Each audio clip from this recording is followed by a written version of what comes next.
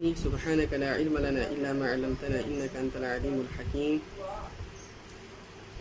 Class 4 کے عزیز طلباء و طالبات، السلام علیکم ورحمۃ اللہ وبرکاتہ۔ امید ہے کہ آپ سب خیریت سے ہوں گے۔ تو چلیے، آپ کا یہ پیریڈ اسلامیات کا پیریڈ اسٹارٹ ہو چکا ہے۔ تو آپ لوگوں نے سبق نمبر 15 چیپٹر نمبر 15 پڑھ چکے ہیں، جو سورۃ الزلزال کے سلسلے میں تھا۔ یہ آپ کو یاد کرنی تھی اور معنی بھی ان کا یاد کرنا تھا، ترجمہ وغیرہ۔ تو آج ہم پڑھیں گے سبق نمبر 16 چیپٹر نمبر 16، اس کے سلسلے میں ہم سمجھیں گے۔ تو سبق نمبر 16 میں کیا ہے؟ دعا۔ دعا کہتے ہیں جسے، دعا کے سلسلے میں چند باتیں سن لیں۔ دعا اللہ کو پکارنا، دعا کہتے ہیں اللہ کو پکارنا، ٹھیک ہے۔ صلاۃ، دیکھیے صلاۃ دن رات نماز، دن رات میں 5 بار نماز پڑھنا اسلام کے ستونوں میں سے ایک ستون ہے۔ ہم نماز گھر پر بھی پڑھ سکتے ہیں، مگر اچھا یہی ہے کہ ہمیشہ مسجد میں نماز پڑھی جائے۔ لڑکیوں کا مسجد جانا ضروری نہیں ہے، وہ اپنے گھر پر نماز پڑھ سکتی ہیں۔ اگر پردہ وغیرہ کا ضروری انتظام ہو تو وہ چاہیں تو نماز کے لیے مسجد بھی جا سکتی ہیں۔ صلاۃ کے علاوہ اللہ نے ہمیں ایک اور نعمت دی ہے، اور وہ کیا ہے؟ دعا، جس کا مطلب ہوتا ہے اللہ کو پکارنا، ٹھیک ہے۔ دیکھیے، دعا کے سلسلے میں یہ ہے کہ بہت اہم چیز ہے۔ اس کے سلسلے میں فرمایا گیا ادعوا ربکم تضرعا وخفیہ۔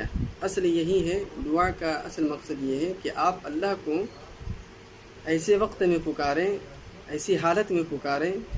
کیا ہو وہ حالت؟ دعا مانگنے کا کیا طریقہ ہو؟ ادعوا ربکم تضرعا وخفیہ، گڑ گڑا کر، عاجزی کے ساتھ روئیں۔ آپ کے چہرے پر جو آپ نے گناہ کیا ہے اس کے اثرات نمایاں ہوں، آپ کے دل میں اس کا اثر ہو، آپ نے جو کیا ہے اس کا غم ہو، یا جو چیز آپ چاہتے ہیں اس کو آپ دل سے محسوس کریں۔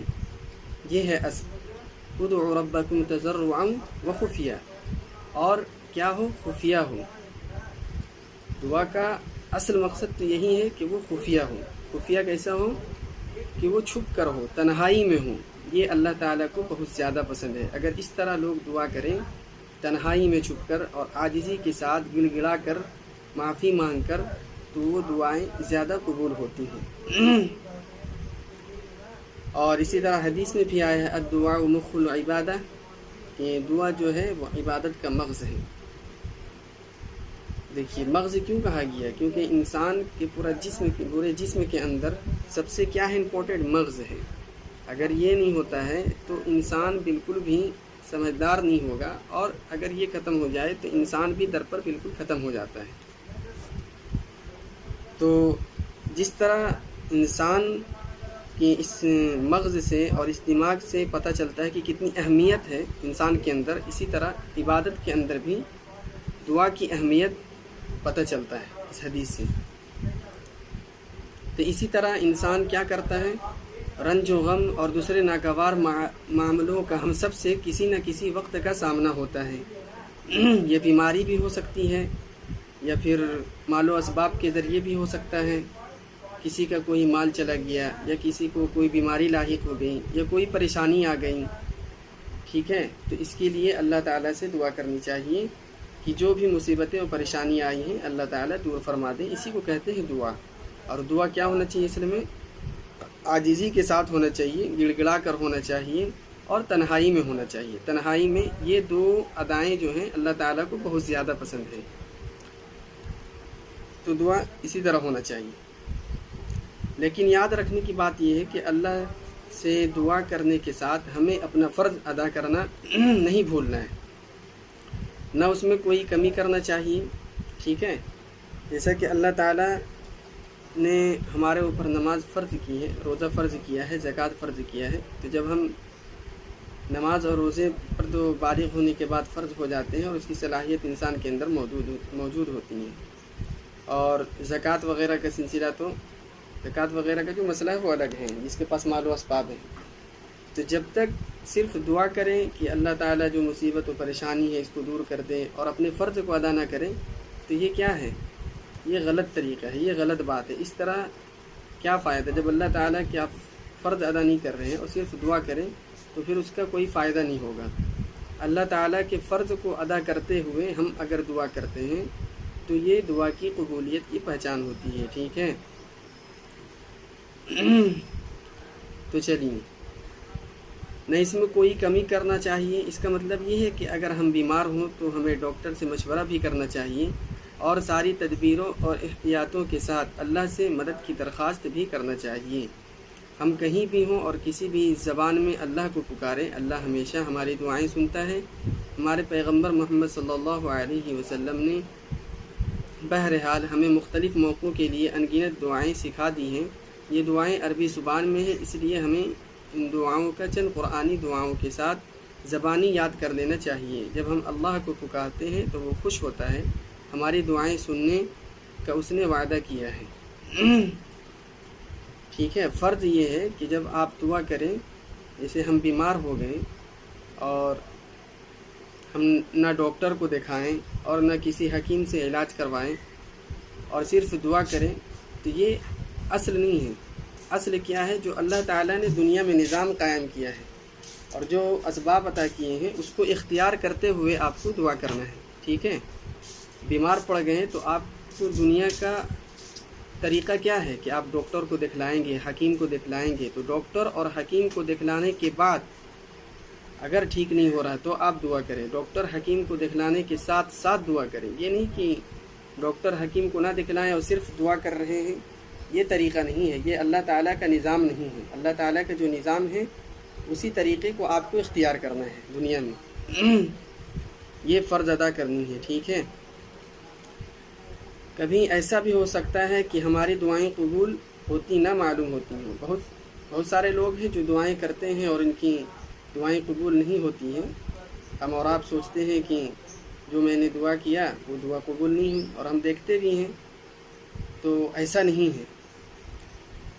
جو اللہ تعالیٰ، جس اللہ نے ہمیں پیدا کیا ہے وہی جانتا ہے کہ بندے کے لیے کون سا چیز کس طریقے سے اور کس طرح مناسب جگہ پر اس کو دینا ہے، اس کو عطا کرنا ہے۔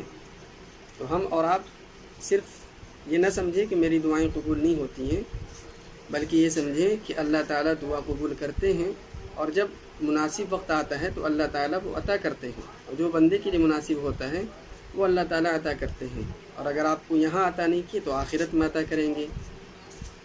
تو یہ اللہ بہتر جانتے ہیں کہ کس بندے کے لیے کس وقت کس چیز کی کتنی ضرورت ہے، ٹھیک ہے۔ تو ایسا نہیں ہونا چاہیے کہ آپ سمجھیں کہ اللہ تعالیٰ نے میری دعا قبول نہیں کی، دعا قبول ہوتی ہے۔ تو چند دعائیں قرآن و سنت سے ہیں، ان کو آپ کو یاد کرنا ہے اور آپ کے ذہن میں اپنے ذہن میں محفوظ کر دیں، اور اس کو اپنی دعاؤں میں زیادہ سے زیادہ مانگا کریں، کیونکہ یہ قرآن حدیث سے ثابت ہے اور بہت اچھی دعائیں ہیں۔ ربنا آتنا فی الدنیا حسنۃ وفی الآخرۃ حسنۃ وقنا عذاب النار۔ ترجمہ: اے ہمارے رب، ہمیں دنیا میں بھی بھلائی دے اور آخرت میں بھی بھلائی دے، اور آگ کے عذاب سے ہمیں بچا۔